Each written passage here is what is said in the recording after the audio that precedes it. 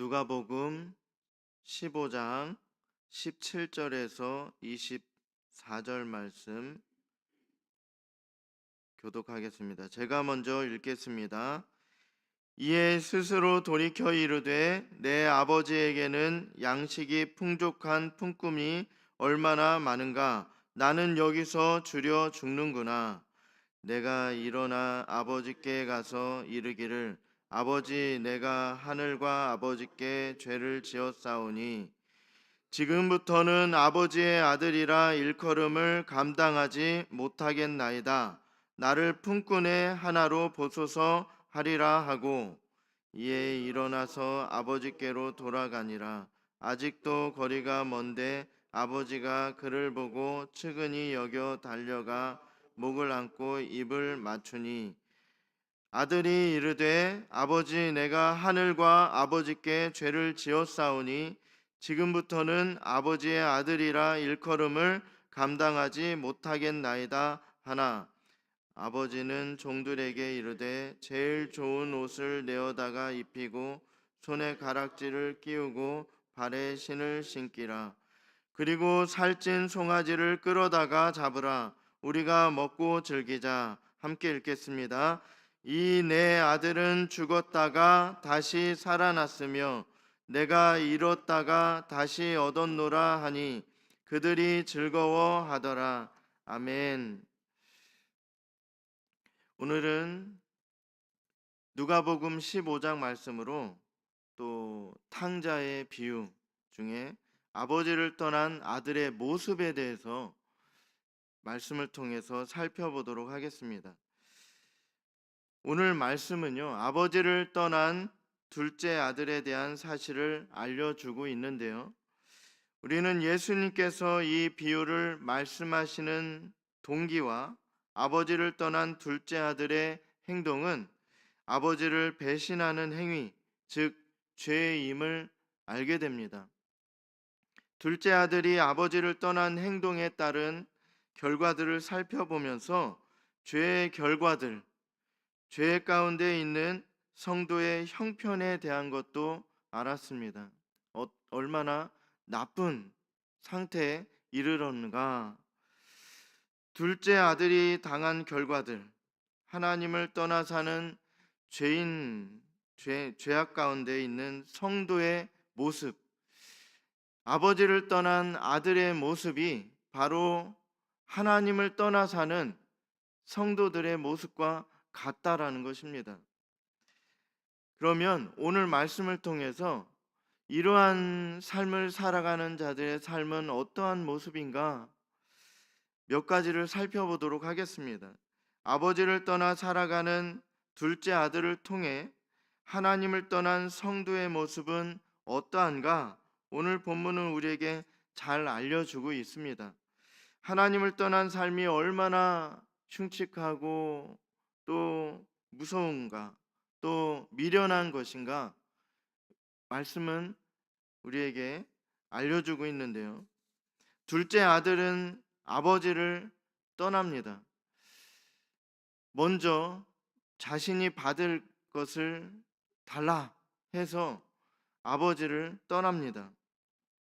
아버지와 함께 사는 것보다 먼 나라로 가서 허랑방탕하게 사는 것을 더 낫게 여겼기 때문에 그렇게 생각하지도 않고 계획도 없이 그냥 받을 것을 받아서 나갑니다. 성경은 아버지를 떠난 둘째 아들의 모습을 통해서 하나님을 떠난 죄인의 모습을 말해주고 있습니다. 둘째 아들은 끊임없이 불만족스러운 형편이 되었다라는 것입니다. 아버지를 떠남으로부터 시작된 비극은 허랑방탕하게 모든 것을 허비하고 모든 것이 결핍되어서 굶주림에 빠지게 하였으며 노예의 상태까지 이르게 만들었습니다. 그는 아버지의 아들로서 그렇게 아버지와 함께 살 때가 너무나도 좋았었는데 그럼에도 불구하고 그것을 그는 싫어했습니다. 차라리 아버지를 멀리 떠나서 자신의 마음대로 또 돈도 풍족하게 받아서 마음대로 그렇게 살아가는 것, 쾌락을 즐기며 그렇게 사는 것을 더 좋게 여겼습니다. 그런데 얼마 지나지 않아서 가지고 온 돈은 다 쓰게 되었고, 또 그 나라에 큰 흉년이 들어서 엎친 데 덮친 격으로 아들의 그 상황은 너무나도 안 좋아졌고요. 오늘은 아들의 그 아버지를 떠나 사는 아들의 그 모습은 어떠한가? 끊임없이 불만족스러운 형편이 되었다라는 것입니다. 노예도 아버지의 집의 노예와 전혀 다른, 아버지의 집에 있던 그 종들은 너무나도 잘 살았는데, 자신이 이 아버지를 떠나서 살다가 이제 쓸 것이 없고 또 당장 먹을 것이 없게 되자 그 노예의 상태로 그렇게 살아갑니다. 그런데 아주 나쁜 노예의 상태에 이르렀다라는 것입니다. 끊임없이 불만족스러운 형편이 바로 아버지를 떠난 아들, 그 하나님을 떠나 사는 죄인의 모습입니다. 이런 형편 가운데 둘째 아들에게 어느 누구도 도움을 주지 않았을 뿐만 아니라 도움이 되지 않았습니다. 둘째 아들은 돼지나 먹는 쥐염 열매조차 먹지 못하는 상태였지만, 아무도 이런 둘째 아들의 형편을 돌아보거나 또 위로해 주거나 도움을 주지 않았습니다. 둘째 아들이 거주하고 있는 나라는 큰 흉년 가운데 있어 어려운 형편이었습니다. 둘째 아들이 모아 가지고 온 모든 재물은 허랑방탕하게 허비하였고, 이제는 아무런 도움이 되지 못했습니다. 그 자신의 그 가지고 왔던 재물이 아무런 도움이 되지 못하는 그러한 상태에 이르게 됩니다. 그것도 그 어떤 것도 둘째 아들에게 도움이 되지 못했고, 둘째 아들의 형편에서 구원시킬 수 있는 것은 없었습니다. 17절 말씀에요. 이에 스스로 돌이켜 이르되 내 아버지에게는 양식이 풍족한 품꾼이 얼마나 많은가, 나는 여기서 주려 죽는구나. 둘째 아들의 한탄 섞인 고백이 그의 처한 형편을 잘 말해주고 있습니다. 하나님을 떠난 사람은요, 어떤 피조물에게서도 도움을 받을 수 없습니다. 어떤 피조물이란 것은 하나님, 창조주 하나님을 제외한 모든 것입니다. 하나님께만 도움을 받을 수 있는데 하나님을 이미 떠났어요. 그러한 사람이 누구에게 도움을 받을 수 있는가? 없습니다. 이 사실을 오늘 말씀을 잘 말해주고 있습니다. 그리고 도움을 받는다라는 것은 일시적으로 형편이 나아지거나 또 잠깐 좋아지는 것이 아니라 영원히 영원 영원히 그 상태에서 벗어나게 되는 거예요. 즉 구원입니다. 이 둘째 아들을 도울 수 있는 사람은 없어요. 하나님밖에는 없습니다. 이와 마찬가지로 하나님을 떠나 사는 그 사람은 도움을 받을 수 있는 그 어떤 것도 없습니다. 구원은 하나님으로부터만 우리는 그 은혜를 입습니다. 그 어떤 것도 우리를 구원시킬 수 없다라는 것입니다. 아버지를 떠난 둘째 아들은 비참한 형편 가운데서 어떤 피조물에게서도 도움을 받지 못한다는 것, 즉 구원을 얻을 수가 없었습니다.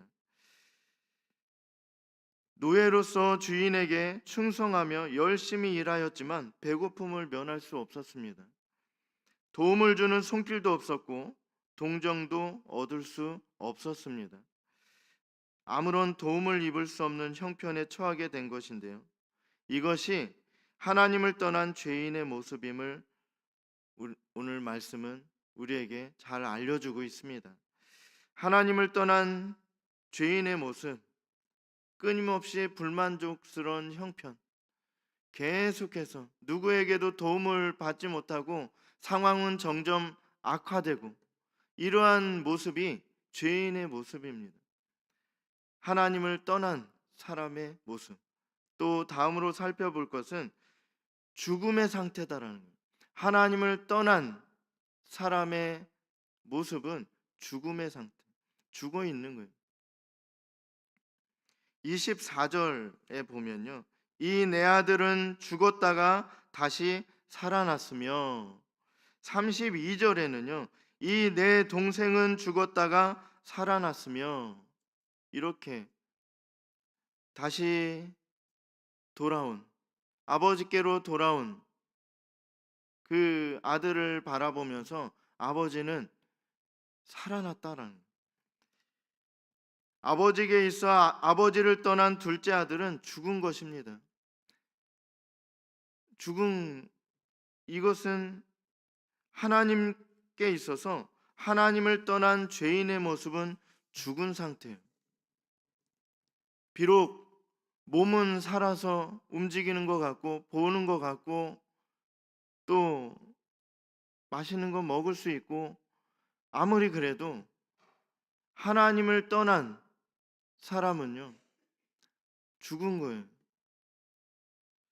하나님을 떠난 자들은 모두 영적인 죽음의 상태 가운데 있습니다. 우리에게 있어 다시 사는 것은 하나님께로 나아가는 것밖에 없습니다. 이 세상에서 얻을 수 있는 모든 것을 다 얻는다 해도 죽음의 상태에서 구원을 얻을 수 없습니다. 그 어떤 것도 우리를 죽음에서 생명으로 그렇게 살릴 수 있는 것은 없습니다. 하나님께로 가는 것, 오직 이것만이 우리가 다시 살아날 수 있는 유일한 방법입니다. 둘째 아들은 아버지 곁을 떠남으로 인해서 이러한 비참함에 빠지게 되었습니다. 비참에 빠진 것만이 아니라 빠져 있는 상황에서 건진받을 수 있는 아무런 방법도 또 도움도 얻지 못했습니다. 한 번의 실수였다 하기에는 너무나 큰 잘못을 범했습니다. 하나님을 떠나도 다시 돌아오면 되겠지. 그러나 하나님을 떠난 사람들 중에, 떠나 사는 사람들 중에 다시 돌아온 사람들은 소수입니다. 이러한 시험을 우리가 할 필요가 없습니다. 항상 우리 성도님들은 너무나도 그 믿음 생활 잘 하시기 때문에 하나님과 함께하는 것이 얼마나 기쁜 것이고 얼마나 소중한 것이고 얼마나 우리에게 중요한 것인지 너무나도 잘 알고 계시지만, 믿음이 연약한 사람들은 하나님과 함께하는 것이 얼마나 자신을 얽어매고 너무나도 그 숨을 쉴 수 없는 그러한 그 힘든 상태인가? 그래서 하나님을 잠시 떠나보려고 하는 그러한 사람들이 너무나도 많습니다. 그러나 그것은 우리에게 너무나도 오늘 그 둘째 아들처럼 한 번의 실수가 너무나도 큰 실수가 되는 것입니다.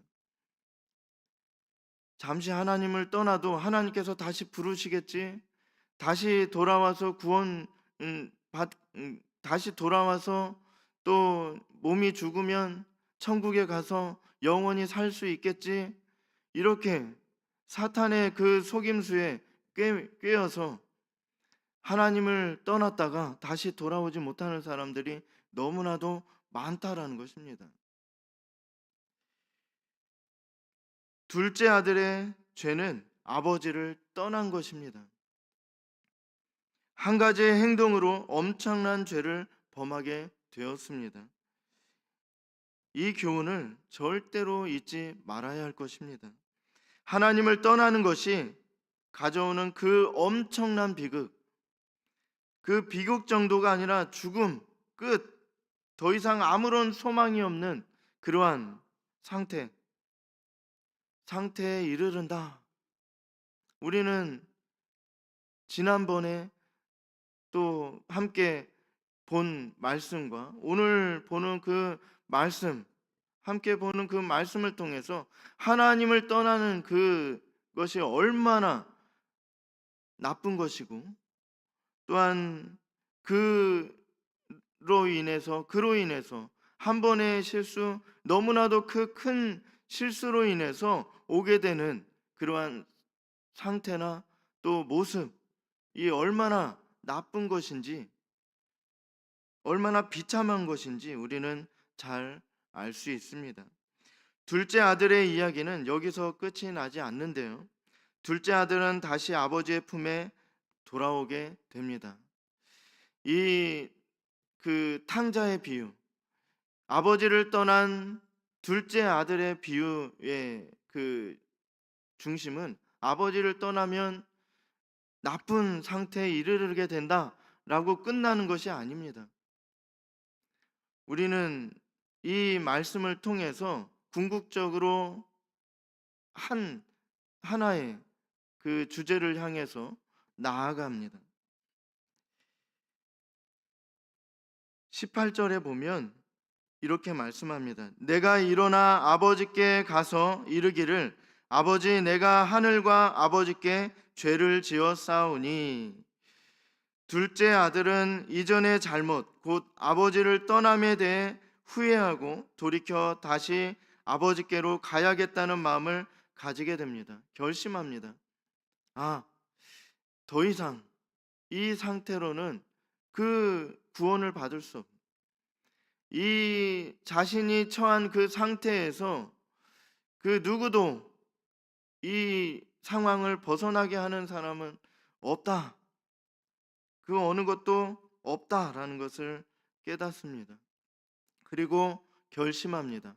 아버지께로 다시 가야겠다.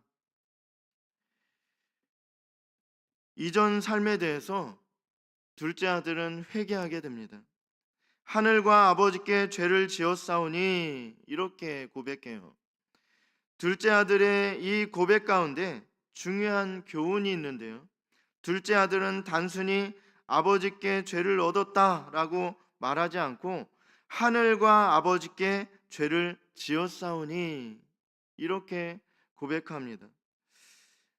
아버지를 주신 하나님께 먼저 회개하는 둘째 아들의 모습을 볼 수 있습니다. 모든 죄는요, 그냥 다른 사람에게 죄를 짓든 무엇을 향해 죄를 짓든 모든 죄는 하나님을 향해 짓는 것입니다.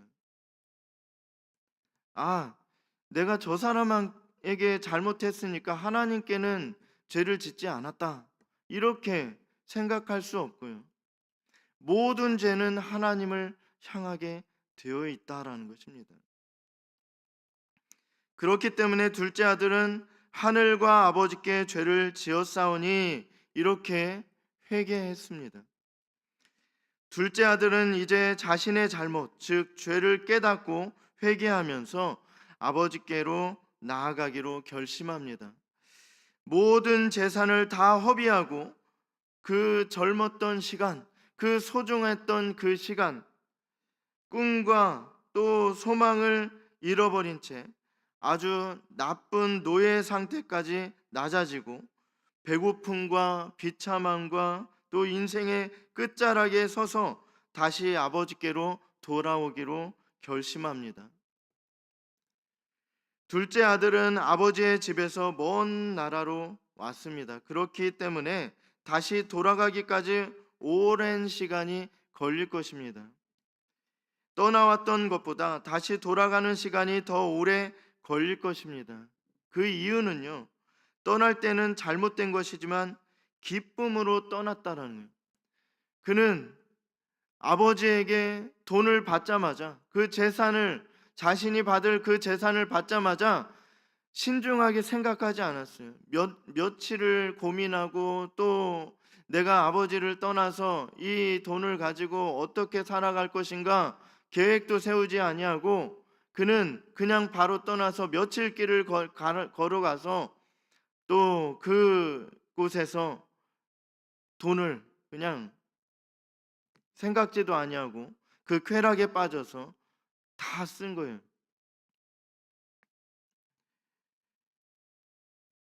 떠날 때 그 잘못된 것을 아는지 모르는지 기쁨으로 떠났습니다.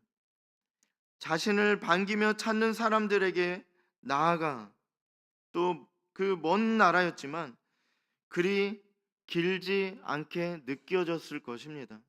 기쁨으로 아버지를 떠나는 그 길, 그 두둑하게 돈을 받아서 그 떠나는 길, 너무나도 기쁨으로 나아갔고 또 며칠 길이 걸리는 길이지만 그럼에도 불구하고 그리 멀게 느끼지 않는 그러한 마음으로 갔다라는 것입니다. 그러나 다시 아버지께로 돌아가는 발걸음은 가볍지 못했습니다. 너무나도 무거워서 한 걸음 한 걸음 발을 떼기가 힘들었을 것입니다. 아버지를 떠날 때는 아무런 생각 없이 고민 없이 또 신중하게 생각하지 않고 쉽게 떠났지만 다시 돌아갈 때는 수없이 많은 생각을 했을 것입니다. 아버지를 보면 뭐라 말을 해야 하나? 면목이 없다. 또 아버지께서 나를 받아주실까? 이렇게 아버지를 배신하고 그 배은망덕한 그 아버지가 돌아가시기도 전에 아버지가 돌아가시지도 않았는데도 불구하고 유산을 저에게 주십시오. 그 사람이 죽을 때 이렇게 나눠주는 그것을 미리 주십시오. 아버지 빨리 이렇게 죽으라는 듯 이런 식으로 아버지를 배신하고 그 배은망덕한 모습을 보인 그 아들이 다시 돌아가면 둘째 아들이 생각하기에 나를 받아줄까? 이러한 생각하게 되고요. 내가 아버지께로 돌아가는 것이 과연 옳은 일인가? 그냥 여기서 계속 어떻게든 버티고 그렇게 살아야 되지 않는가? 이러한 고민들 다시 한번 또 되새겨보고 답을 찾기 위해서 그렇게 생각했을 것입니다. 연속되는 불만족스러운 형편, 어떤 것으로도 도움을 얻지 못하는 상태. 아버지를 떠난 아들은 아버지에게 있어서 죽은 것과 같은 이 죽은 아들이에요. 이와 같이 하나님께 있어서 그분을 떠난 사람들은 죽은 상태입니다. 하나님을 떠난 자들은 모두 영적인 죽음의 상태 가운데 있습니다. 다시 살 수 있는 것은요, 하나님께로 나아가는 방법밖에 없습니다.